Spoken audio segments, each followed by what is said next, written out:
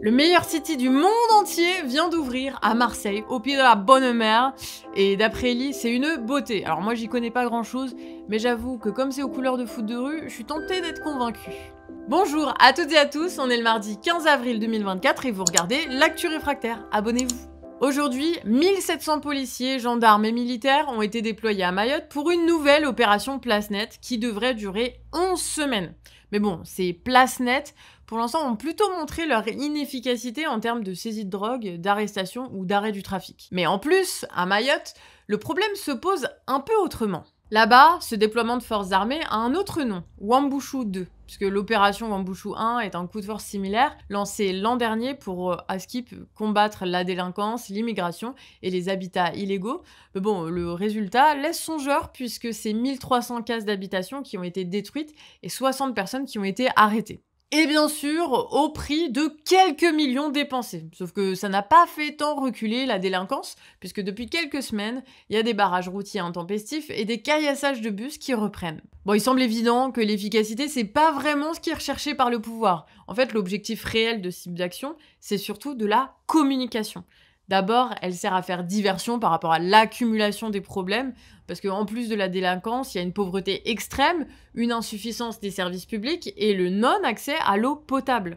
À Mayotte, depuis la sécheresse de mars 2023, les familles passent plusieurs heures, voire plusieurs jours, sans accès à l'eau du robinet, et quand elle s'écoule enfin, je peux vous dire qu'elle a une couleur peu rassurante qui passe pas les tests sanitaires. C'est ça la réalité de la vie sur place. Donc ces opérations armées, très chères et peu efficaces ne résolvent rien. Elles servent surtout à montrer un pouvoir politique fort et à faire de belles images de la puissance de l'État pour la télévision et les reporters.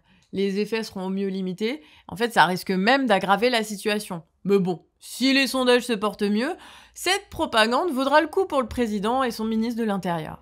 Finalement, ça rappelle un peu cette une de la Provence que les macronistes voulaient censurer il y a 3 semaines. En effet, après l'échec de la Place Nette XXL à Marseille et le déplacement du président, le journal titrait « Il est parti et on est toujours là ». Eh bien, les problèmes aussi. La Belette nous a écrit sur actu@lecanardréfractaire.org pour que l'on vous parle de la loi portée au Sénat qui veut interdire les transitions de genre pour les mineurs. En mai 2023, des sénateurs de droite, bon on le précise même si c'est un pléonasme, ont lancé un groupe de travail face à la hausse croissante des demandes de transition chez les jeunes. Bon, d'après France Info, il n'y a pas de statistiques sur les demandes en France, donc on ne sait pas trop d'où elle sort cette hausse. Par contre, on sait que dans le monde, environ 2% des enfants et des ados se déclarent transgenres et qu'en 2020, en France, seulement 294 mineurs avaient le droit à une ALD pour transidentité. Bref, c'est quelque chose qui existe, qui a toujours existé et qui existera toujours, quoi qu'on en pense les joufflus du Palais du Luxembourg. Actuellement en France, les mineurs trans ont le droit de se faire prescrire des bloqueurs de puberté dès la préadolescence et des traitements hormonaux dès l'âge de 16 ans. Et tout ce qui est de l'ordre chirurgical ne peut se faire avant 18 ans. Mais les sénateurs veulent faire interdire tout acte médical avant 18 ans, empêchant ainsi des jeunes de vivre en adéquation avec ce qu'ils ressentent. Donc on vous laisse une pétition dans les sources pour rappeler aux sénateurs qu'on s'en tamponne le coquillard de leur avis. Voilà. Et juste pour le plaisir, on se met un extrait d'un débat sur la transidentité. Guignou, vous êtes transgenre, vous étiez une fille et maintenant vous êtes un garçon. Êtes-vous heureux? Oui, je suis très heureux. Oui, mais enfin, tout de même, Jésus... Oh, ta gueule. Voilà, c'était Flash Débat. À demain. Bon, on va rester dans le thème de nos gros sénateurs dans la chronique Affaires et corruption. Et vous allez voir, il ferait mieux de faire le ménage chez eux avant de s'en prendre aux jeunes. On commence donc avec un sénateur du Tarn dont la femme a été braquée il y a quelques semaines maintenant. Europe 1 nous apprend que 3 hommes ont été arrêtés dans le cadre de l'enquête sur le braquage de la voiture du sénateur. Mais ce que nous apprend surtout Europe 1, c'est la valeur du larcin. Le sac volé contenait pour 250 000 € d'objets de luxe. Alors voilà, loin de nous l'idée d'encourager ce chapardage, mais on se pose quand même une question.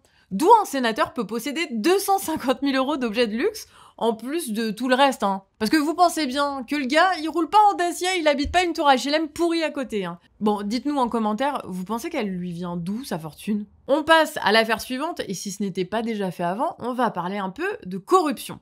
Le général Benoît Pugat, et ancien chef d'état-major de l'Élysée, est soupçonné d'avoir pactisé avec le richissime et bien nourri sénateur des Français de l'étranger, Jean-Pierre Bansard. Celui qui s'affiche parmi les 300 Français les plus riches aurait offert des vacances, des repas et même un contrat de rénovation au fils du général. Mais en échange de quoi, vous allez me dire? Eh bien de médailles, bien entendu. Et pas des médailles des JO, mais des légions d'honneur et des ordres du mérite. Parce que le militaire était jusqu'en avril 2023 grand chancelier de la Légion d'honneur, c'est-à-dire qu'il était en capacité de soumettre des promus à l'ordre. Bon, par contre, nous, on n'a pas compris pourquoi il y en a qui paieraient pour avoir le droit de se coller un espèce de pins rouge au col. Ils sont vraiment pas faits du même bois, les bourges, hein. On reste dans le domaine politique avec la députée macroniste Carole Grandjean. Vous savez, on vous avait dit qu'elle abandonnait son mandat. Sauf que quand on abandonne un mandat, eh bien, ça déclenche une législative partielle. Donc le risque pour le camp macroniste de fragiliser encore sa majorité relative. Alors qu'à cela ne tienne, le magazine Marianne nous apprend que les pontes de la Macronie ont trouvé une astuce pour éviter de perdre un élu. Ils lui ont refourgué un emploi fictif à travers une mission sur le service volontaire. Et oui, parce que si ce type de mission dépasse les 6 mois, son suppléant reprend automatiquement son siège de député sans passer par la case élection. Mais bon, pour un cadre de renaissance, il n'y a pas de quoi en faire tout un fromage non plus, puisque Carole Grandjean a renoncé à toute rémunération pour son emploi fictif. Mais bon, entre ce qui est dit et ce qui est fait, il y a toujours un sacré gap. Mais on fait confiance à Mediapart qui a déjà enquêté sur elle pour s'assurer qu'elle soit effectivement pas payée pour son non-travail.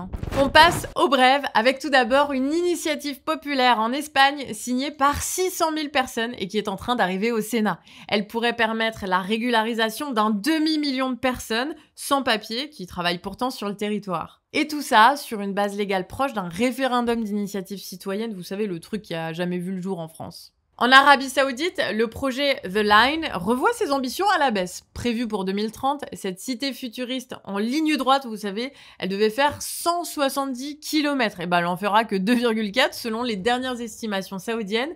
Et il reste encore 6 ans pour la raboter. Emmanuel Macron a animé hier une conférence humanitaire sur la guerre au Soudan. Alors le conflit, il a commencé il y a 1 an et il a causé le déplacement de plus de 8 millions de personnes, un risque de génocide et beaucoup d'atrocités. Et c'est curieux parce que cette conférence a lieu en France, alors que les rafales vendues par Macron à l'Égypte sont actuellement dans le conflit. Voilà, c'est beau l'hypocrisie meurtrière, hein, Macron? On vous avait fait une vidéo d'ailleurs sur le sujet, sur le canard réfractaire qui va s'afficher ici. La vidéo est presque terminée, mais avant ça, vous pouvez laisser des petits commentaires de bienvenue à Antoine et Betty qui viennent de rejoindre l'équipe du canard pour 2 mois. Et pour pouvoir nous aider à les embaucher potentiellement plus longtemps, eh bien vous pouvez nous soutenir sur notre campagne de financement annuel qui s'affiche aussi ici et tous les détails sont en description. Moi je vous dis à demain 18 h. Ciao!